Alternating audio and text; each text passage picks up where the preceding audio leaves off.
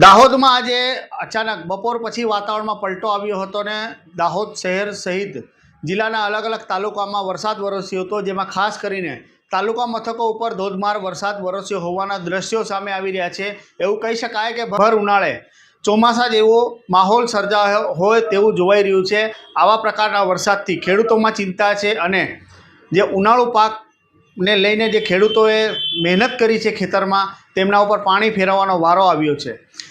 ગુજરાતમાં 3 અલગ અલગ સિસ્ટમો એક્ટિવ થઈ હતી અને સ્કાયમેટ તથા હવામાન વિભાગ દ્વારા દાહોદ સહિત ગુજરાતના 18 જિલ્લાઓમાં વરસાદ વરસવાની આગાહી આપી હતી અને તે આગાહી આજે સાચી પડી છે। બપોર બાદ દાહોદ શહેર સહિત તાલુકાના અલગ અલગ મથકો ઉપર વાદળછાયું વાતાવરણ સર્જાયું હતું।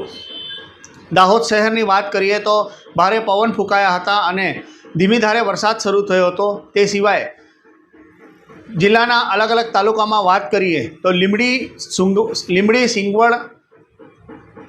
સિંગવડ, લીમખેડા, દેવગઢ બારિયા તથા ધાનપુરમાં ભારે પવન સાથે વાવાઝોડું સર્જાયું હતું। આ સિવાય ફતેપુરા અને સુખસરમાં ધોધમાર વરસાદ વરસ્યો હતો। તેવી જ રીતે ગરબાડામાં પણ ધીમી ધારે સારો વરસાદ વરસ્યો હતો। આમ કહી શકાય કે હવામાન વિભાગની આગાહી સાચી પડી છે અને દાહોદ જિલ્લામાં ભર ઉનાળે ચોમાસા જેવું દ્રશ્ય સર્જાયું હતું। કમોસમી વરસાદ વરસતા લોકો બેવડી ઋતુનો અનુભવ કરી રહ્યા હતા।